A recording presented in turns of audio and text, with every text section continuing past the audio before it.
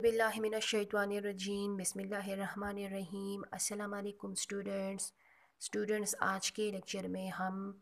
وہ موسیٰ علیہ السلام کا جو آدھا واقعہ ہے وہ میں آپ لوگوں کو سناؤں گی۔ کتاب کے صفحہ نمبر 109 پہ آ جائے اسٹوڈنٹس۔ اس سے پہلے ہم یہ حضرت موسیٰ علیہ السلام کے بارے میں پڑھ رہے تھے کہ جب حضرت موسیٰ علیہ السلام کی پیدائش پر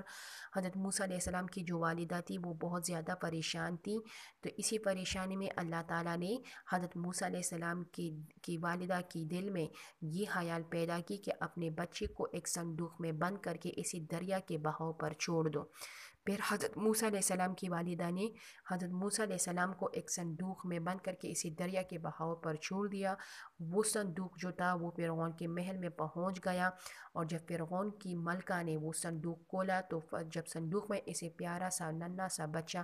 نظر آیا تو اسے اس پر بہت زیادہ پیار آیا، اور اس نے فرعون سے کہا کہ ہم اسے اپنا بیٹا بنا لیں گے، اور اسی طرح جو فرعون تھے وہ اپنی ملکہ کی ضد کے آگے ہار مان گیا۔ تو اب دیکھیں، اور اسی طرح فرعون نے موسیٰ علیہ السلام کو اپنا منہ بولا بیٹا بنا لیا۔ اب نیکسٹ دیکھیں، صفحہ نمبر 109 کی طرف دیکھیں۔ فرعون کے محل میں ننھا بچہ کسی بھی عورت کا دودھ نہ پیتا تھا۔ ادھر موسیٰ علیہ السلام کی بہن بھی محل میں پہنچ کر سارا حال جان چکی تھی۔ اس نے ملکہ کو بتایا، یعنی جب اسٹوڈنٹس فرعون کے محل میں، یعنی حضرت موسیٰ علیہ السلام جب فرعون کے محل میں وہ کسی کا دودھ نہ پیتا تھا، اور ادھر حضرت موسیٰ علیہ السلام کی بہن بھی محل میں پہنچ کر سارا حال جان چکی تھی۔ اس نے ملکہ کو بتایا کہ وہ ایک عورت کو جانتی ہے جس کا دودھ شاید بچہ پی لے۔ ٹھیک ہے، یعنی حضرت موسیٰ علیہ السلام فرعون کے محل میں پہنچ گئے اور انہیں فرعون نے اپنا بیٹا بنا لیا۔ جب موسیٰ علیہ السلام کے لیے دودھ پلانے والی کا بندوبست کیا گیا تو انہوں نے کسی بھی عورت کے پستان کو منہ میں نہ لیا۔ ہر ممکن کوشش کر کے دیکھ لی گئی، لیکن حضرت موسیٰ علیہ السلام نے دودھ نہ پیا۔ اس لیے اللہ نے فرمایا کہ ہم نے تمام دائی حضرت موسیٰ علیہ السلام پر حرام کر دی تھی۔ پھر دائی اور عورتیں حضرت موسیٰ علیہ السلام کو لے کر بازار کی جانب چل گئی کہ شاید بازار میں کوئی ایسی عورت مل جائے جس کا دودھ آپ علیہ السلام پی لیں۔ اسی دوران حضرت موسیٰ علیہ السلام کی بہن نے آپ علیہ السلام کو دیکھ لیا۔ انہوں نے آگے ہو کر آپ علیہ السلام کا چہرہ دیکھا تاکہ تصدیق کر سکیں، اور پہچاننے پر انہوں نے ظاہر نہ کیا کہ وہ اس بچے کو جانتی ہے۔ پھر بہن نے لا علمی میں ان عورتوں سے کہا کہ کیا میں تمہیں اس بات کی خبر نہ دوں کہ ایک ایسا گھرانہ ہے جو اس بچی کی پرورش کر سکتا ہے، اور وہ اس بچی کی ہروا بھی ہوگی۔ ٹھیک ہے، جب حضرت موسیٰ علیہ السلام کی بہن نے یہ کہا کہ وہ اس بچی کی ہروا ہیں، تو انہوں نے دریافت کیا کہ اسے کیسے پتا کہ وہ اس بچی کی ہروا ہے۔ تو بہن نے کہا، میں تو صرف بادشاہ اور اس بچی کے فائدے کے لیے ایسی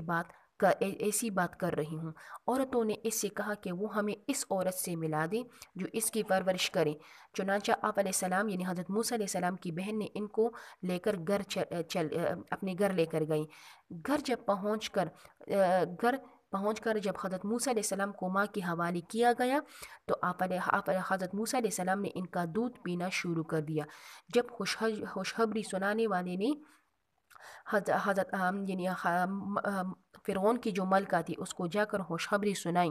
تو انہوں نے حضرت موسیٰ علیہ السلام کی والدہ کو بلایا اور ان سے درخواست کی کہ وہ محل میں قیام کرے، یعنی محل میں رہنا شروع کرے اور اس بچے کو دودھ پلائے۔ تو پھر کیا ہوا، حضرت موسیٰ علیہ السلام کی والدہ نے انکار کر دیا اور کہا کہ میرا شوہر اور اولاد بھی ہے جن کے حقوق مجھ پر واجب ہے، یہاں محل میں قیام نہیں کر سکتی۔ ہاں، اگر آپ چاہیں تو اس بچے کو میرے سپرد کر دیں، میرے حوالے کر دیں، میں اس کی پرورش کروں گی۔ چنانچہ حضرت موسیٰ علیہ السلام کو والدہ کے حوالے کر دیا گیا اور ان کا تمام خرچہ بھی ادا کرنا شروع کر دیا گیا۔ اس لیے اللہ تعالیٰ نے فرمایا کہ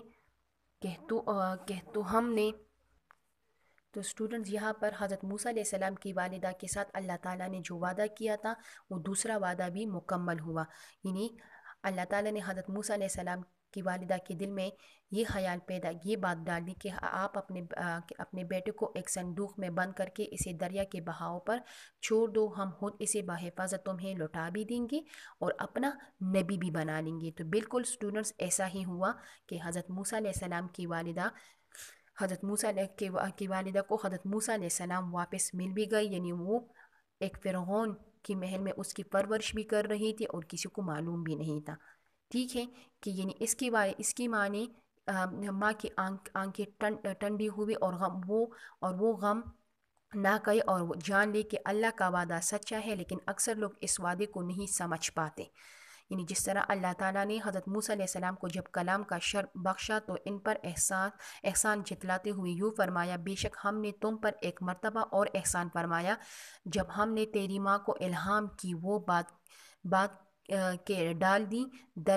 دے دریا میں اپنے بچے کو صندوق میں رکھ کر اور دریا کے کنارے سے اسے پکڑ لے، وہ جو میرا دشمن ہے اور اس بچے کا بھی دشمن ہے، اور اے موسیٰ علیہ السلام میں نے تجھے اپنی محبت عطا کی اور یہ کہ پرورش کی جائے تمہاری میری نگاہوں کے سامنے، یعنی حضرت موسیٰ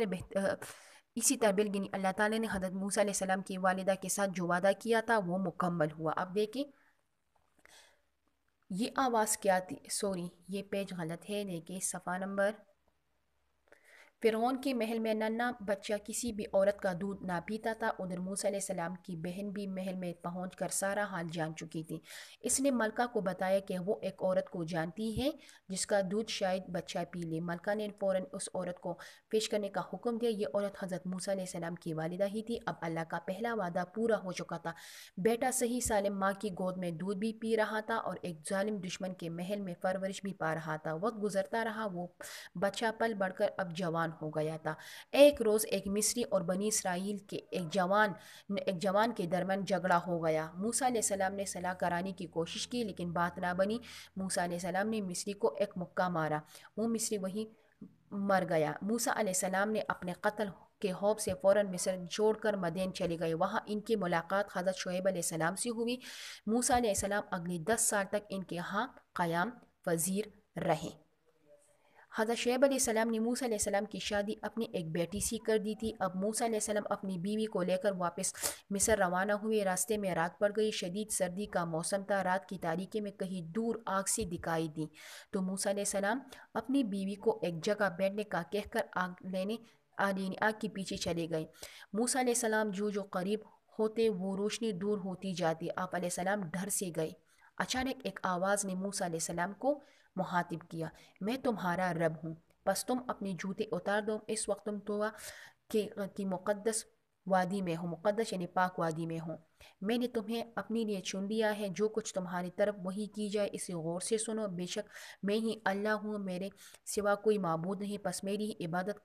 کر اور میری ذکر کے لیے نماز قائم کرتا رہا، یعنی اسٹوڈنٹس جب پھر اس کے بعد حضرت موسیٰ علیہ السلام جو تھے وہ مدین چلے گئے تھے، حضرت موسیٰ علیہ السلام کی شادی حضرت شعیب علیہ السلام کی ایک بیٹی حضرت شعیب علیہ السلام نے پھر حضرت موسیٰ علیہ السلام جو تھے